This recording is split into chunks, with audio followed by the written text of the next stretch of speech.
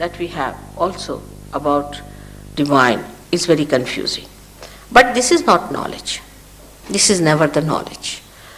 The idea of knowledge comes to us as if it is a kind of an answer to our inquiries which is rational, which we can understand intelligently through our intelligence.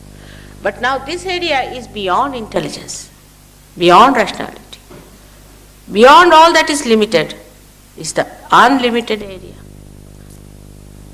All such unlimited areas can be only known by the experience of your awareness. Now this one should understand is a very delicate thing, how to know something, an experience of our awareness. Not an experience, they suddenly see a light, so it's an experience. I mean, you can always see a light. It's so great. The people feel about it that they have seen some light suddenly sparking before them. Nothing so great. There could be some areas from there a sparking can come, and maybe it is of no use to you, but just you might feel that you have experienced. So one must know that seeing is not experiencing. For example, a dog sees this instrument. But what does he know about it? He sees it.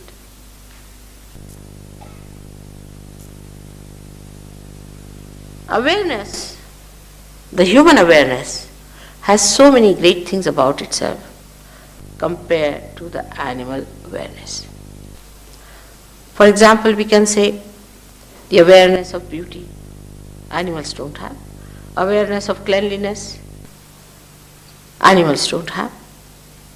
Human beings have these built within themselves. They can feel it. They can feel it on their central nervous system.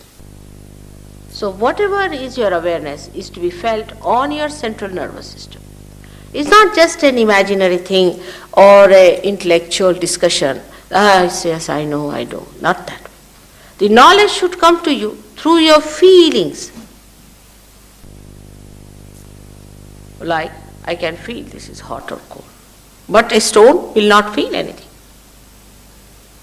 In the same way, the feeling has to come through your central nervous system. That means your awareness itself has to be charged. It has to get a new dimension. Your awareness itself has to get a new dimension. All other experiences has no meaning whatsoever in evolution, if you see. In evolutionary process, it is the awareness that improves, receives better and better dimensions. And these dimensions have reached its maximum at the time when you become a human being, where your awareness is just ready to receive the awareness of the universal being, of the collective being, so that you become the collective being. Now I would like to tell you about this within ourselves, how we are placed. For every practical purposes, you should not take me for granted. But you should not also deny what I tell you. It's like entering into a new university. We listen to the professor and we try to follow him. Supposing he propounds a hypothesis before you, then you just start judging it. Work it out.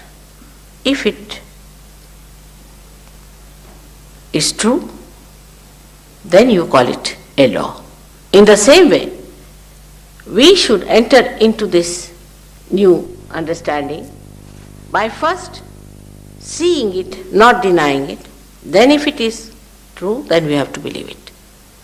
There should be no blind faith about Sahaja Yoga. Blind faith does not help at all. Neither there should be a denial. And with that cheerful attitude, if you just listen to me as a hypothesis, whatever I am telling you, you need not accept it as truth just now. But then the time has come for me to prove the truth to you. And the truth can be proved to you. Time has come to prove the existence of God. To prove. Not prove that I give you a big lecture or take you to courts or some sort of a thing like that. But how am I going to prove it? On your awareness. It is going to be absolute experience of your awareness that you are going to feel God Almighty. Time has come to prove the scriptures, all the scriptures. The time has come to prove your own connection with God, your own relationship with Him, your own relationship with that primordial being, whether you call it God or anything, it makes no difference to God Himself. Whether you call Him by any name, there is God, and that God is not the way you conceive God. It's not the way you understand God or you know God, but is the God as He is. Unless and until you yourself feel Him, you are not going to believe in Him. Even if you believe under certain circumstances, it's a belief that is blind. It has no meaning for any intelligent person, and a day will come that such a person is going to denounce that kind of a blind faith. So now within ourselves, as I said, is a built-in system which